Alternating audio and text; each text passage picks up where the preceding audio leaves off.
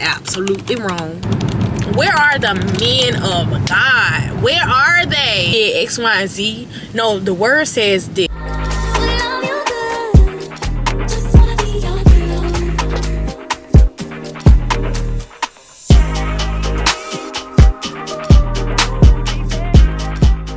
I'm that girl.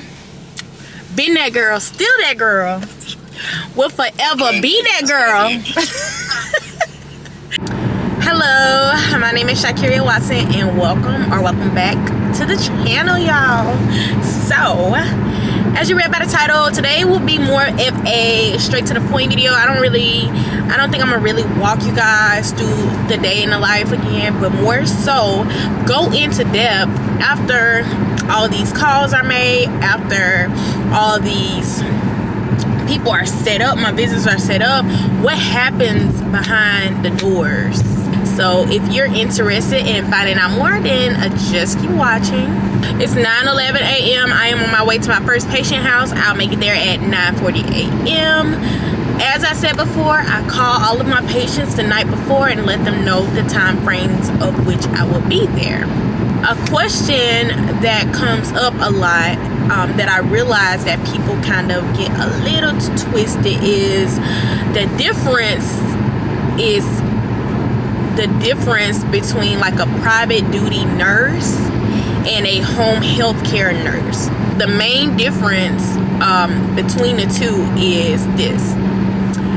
Both of them are definitely in home and home health care for sure. Private duty nursing, however, is when a nurse or a healthcare aide stays with the patient, and I don't want to say full time because there are companies that do that, but they have shifts inside the patient house.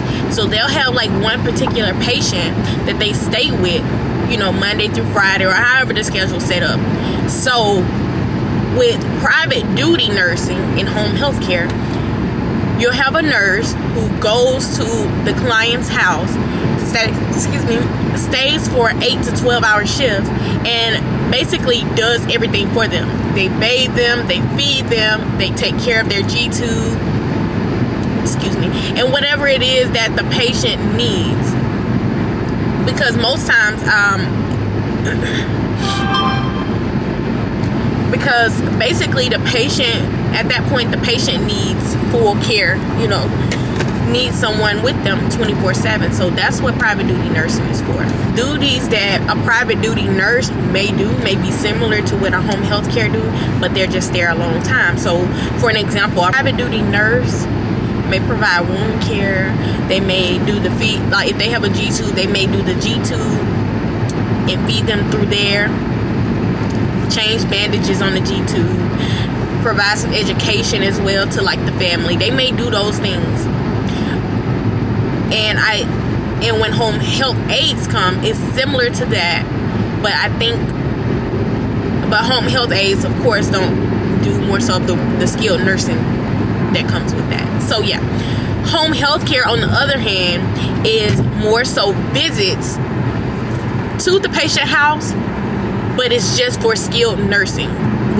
We provide skilled nursing inside the home. So this may also be, like I said, in private duty nursing, changing wounds or drawing blood or anything like that.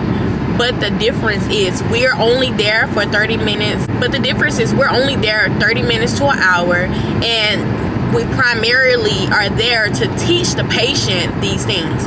So for an example, if they get a new G-tube, we come out the first time, we check for signs and symptoms of an infection, making sure the G-tube heals well. We teach them how to treat the G-tube, how to pull back, how to check placement, things of that nature, so that the patient can independently care for this themselves. As far as when it comes to wounds, we teach them wound care orders, teach them, make sure they know how to demonstrate it back to us. And these are more high-risk patients that have been maybe in and out the hospital or just had like exacerbating episodes of their disease. So I hope that makes sense. I hope that put that out there. I hope that like summed it up and answered that question correctly. if you have more questions about that part, then just comment below specific questions, and maybe I could go in a little depth inside the comments, because I feel like it's not something I can make a whole video about as far as the difference, because it is very similar to actually.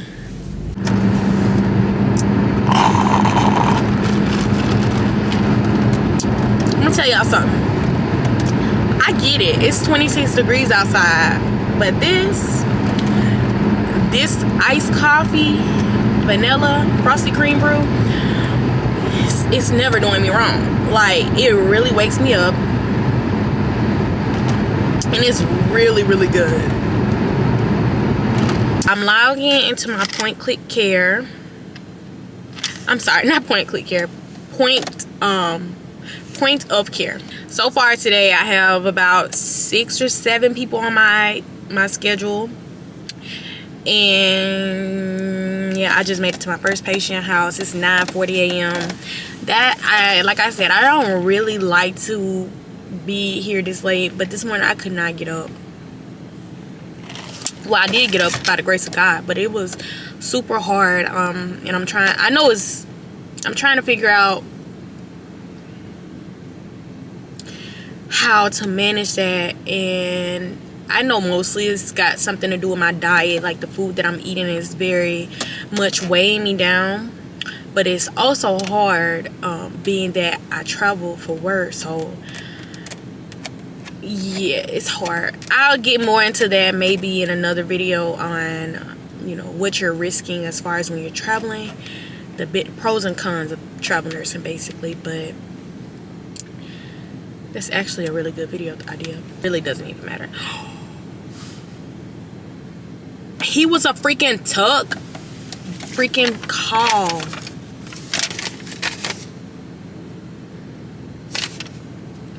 Mama, you gotta get it together. Mama, y'all, this man was a freaking tuck. I done pulled up to this man's house, and he's a freaking tuck call. So what a tuck is basically you call them on a phone, and instead of doing a regular visit. I'm about to go to my real first patient house. They didn't answer, but I'm gonna do a drive-by. I actually called this man and let him know that, man, sir, I'm so sorry. I got this absolutely wrong. This man is a freaking talk. Oh my gosh. Y'all, I'm so upset with myself.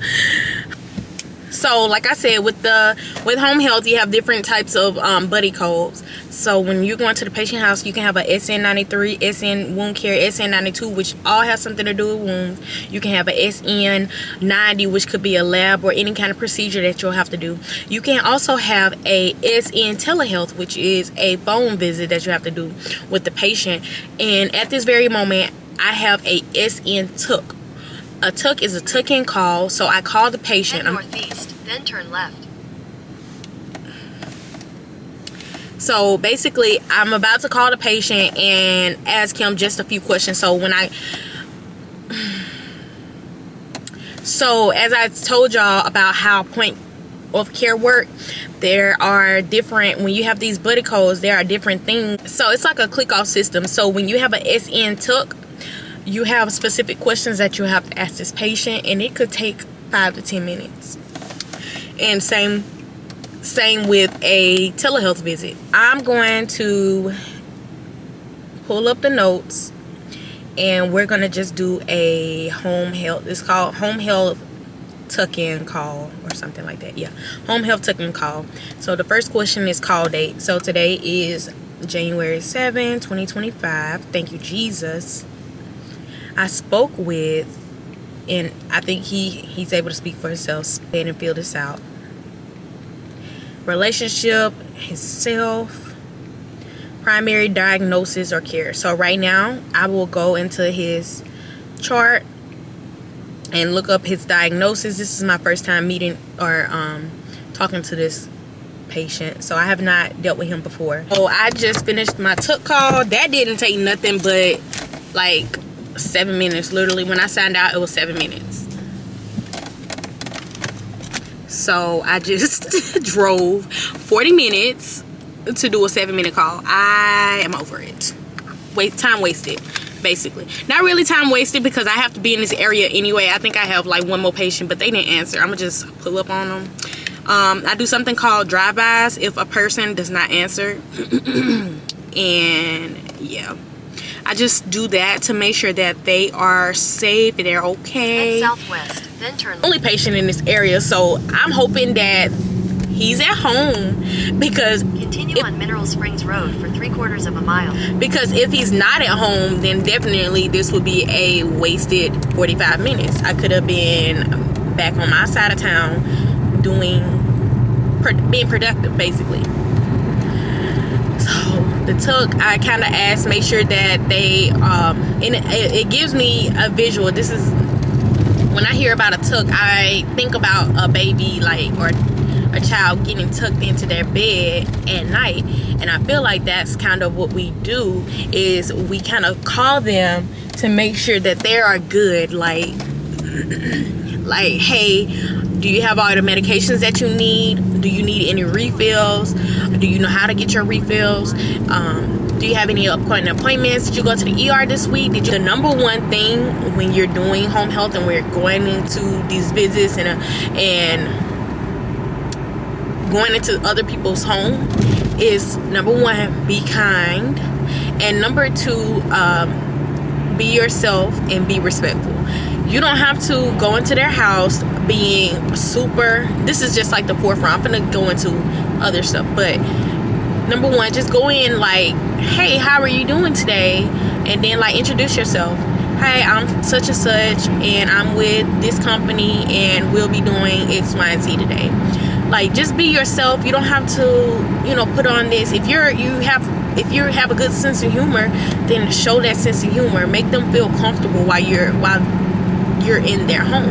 I start out first by checking vital signs. So y'all remember when I said that I got one more patient that may make this worth it, coming out here like 40 minutes? But they had an appointment today.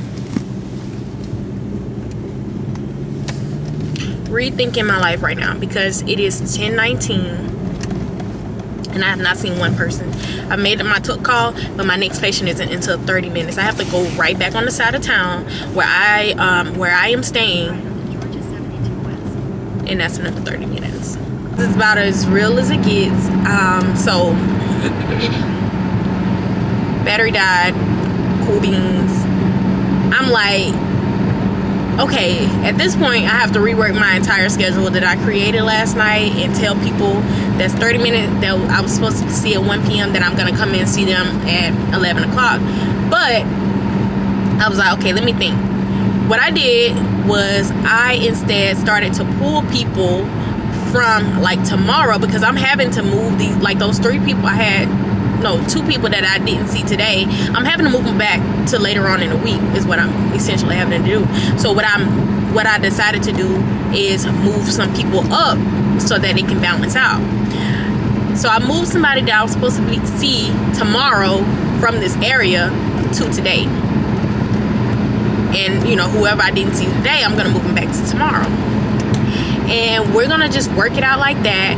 And I think that's gonna help out a greater amount. And I just got a message that we're going to start PCC, and basically when we do our PCC meetings, I have to actually go to the office and we sit down, we have a meeting, all the disciplines, LPN, RN, physical therapy. So we all sit down and we all discuss the people who are coming, because home health is in episodes. So when it comes to that last week, we decide if we're gonna keep doing the care or we're gonna stop the care. Discharge amount, we like to make sure that all their goals met, or it's in a realistic maximum is met. Camera's getting hot. I'm literally doing these in little clips, and I'm hoping that it makes sense. I know I didn't finish the part about when I go into the home, what we do. I'm gonna come back and retry that actually, but my camera is getting hot again, and I just want a new camera at this point because it's really messing with my filming. But I'm trying to hold off because I want to stay committed first. Show myself that I can stay committed to something. My rant for today is this. I have been craving community. And not just anybody or just anything in a desperate way. But I am truly praying and hoping for a group of people, a group of friend girls that I can share my beliefs with. Like, I want a friend group. In the scripture, it tells us, you know, social media tells us to be alone, isolation, all of those things. No, God said it is not good for man to be alone.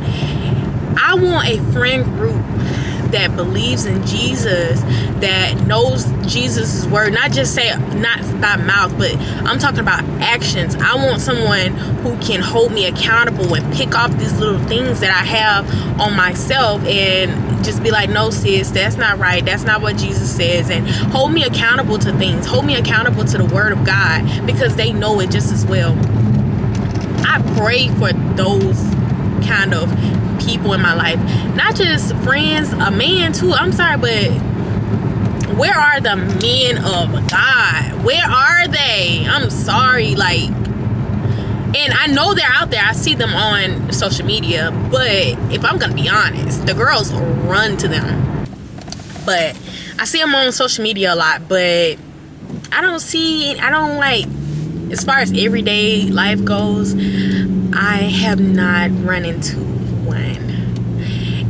And it's quite upsetting. It makes me kind of lose hope.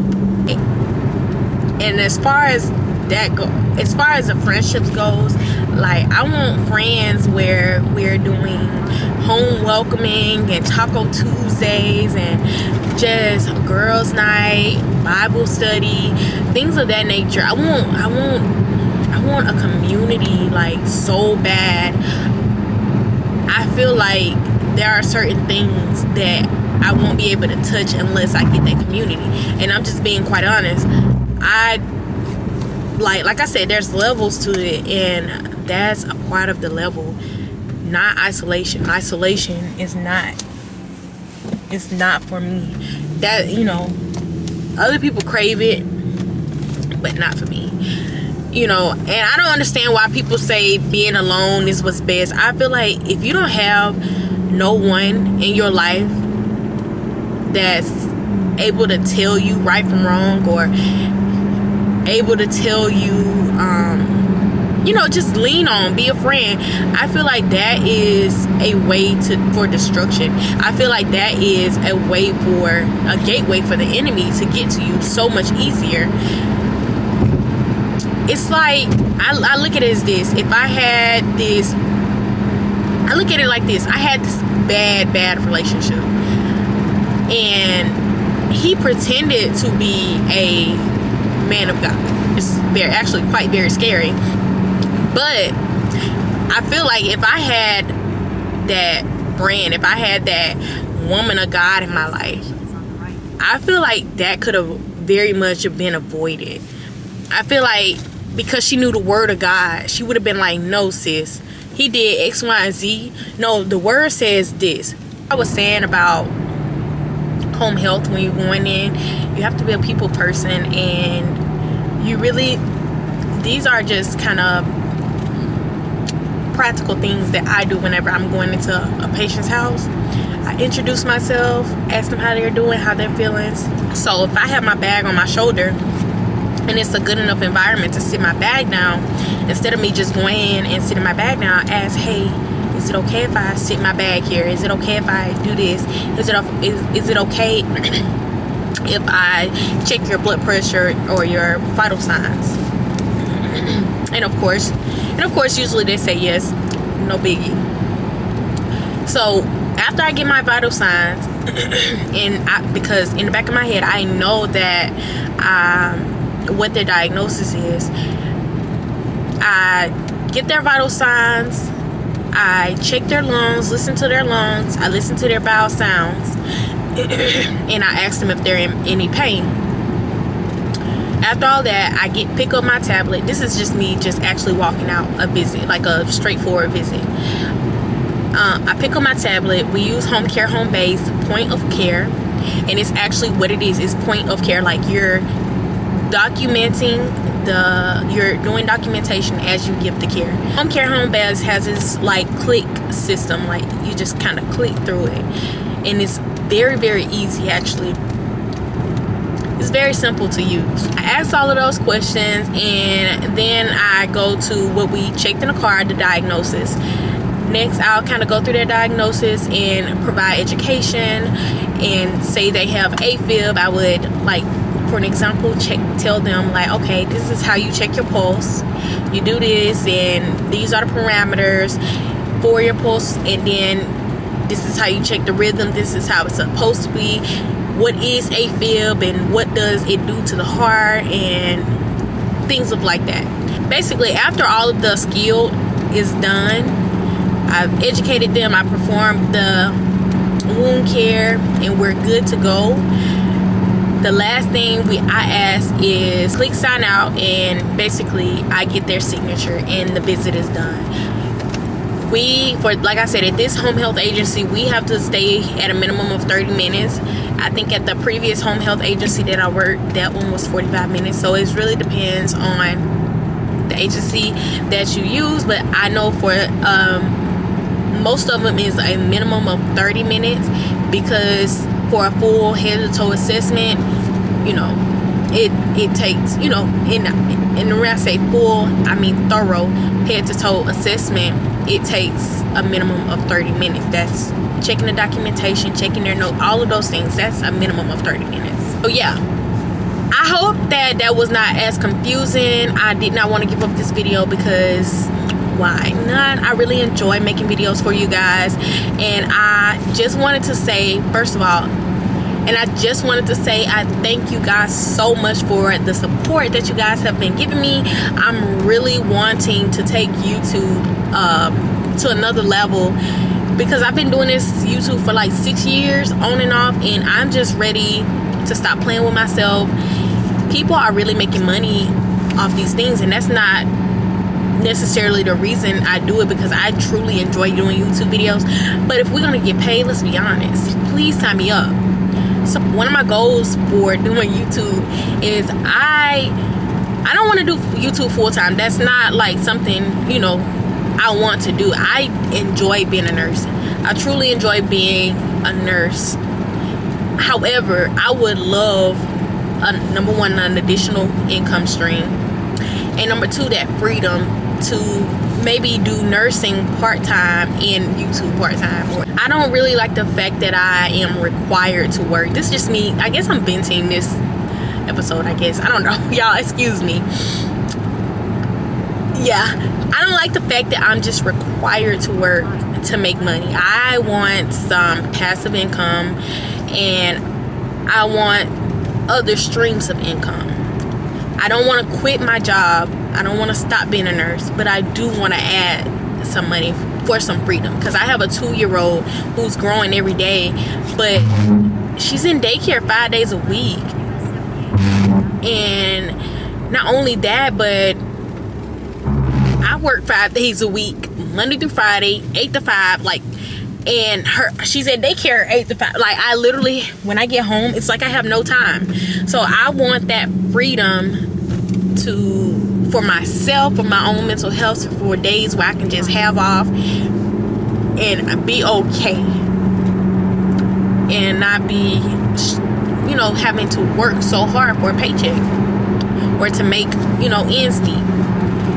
So that's why I truly appreciate everyone who likes, comments, interacts with this video, because you are helping me so much. I am almost close to getting, I am so close to actually getting monetized. That is insane. Like, I'm really working on it. And if you guys could share it to friends or family, nurses that may be interested in my channel, I just feel like I have a little different to bring to YouTube, you know. I feel like I'm being diverse. Like, even though my video is about nursing, I'm really trying to throw some personal things in there and keep it relatable and not just informative. Like, I am literally venting to you guys because I just really want to. I want to build that community. I want to talk to you guys. I want to do all of those things. So yeah, because your girl done talked about boyfriends and everything. And if that's not something that you guys are interested in, just leave that comment below. Just like, let me know what you guys want to see.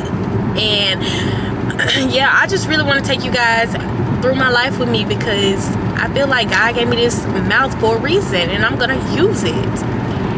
If you have not checked out my previous video, I talked about something that God revealed to me, and it has touched my heart and changed the way I view a lot of things. So be sure to check out my previous video. It's not a nursing video at all. It's actually just real raw and something that God literally spoke to me at 2 a.m. in the morning. He told me to get up and do that video. So I feel like that would be a video that everybody can watch, because I think that's for everybody to do. You know, kindness is something that everybody should be doing. I'll see you guys in my next video. Bye. They said my time's wasted if I ain't chasing a bag. But Pops told me never chase none. Only here to lead lost souls to the kingdom, that's facts.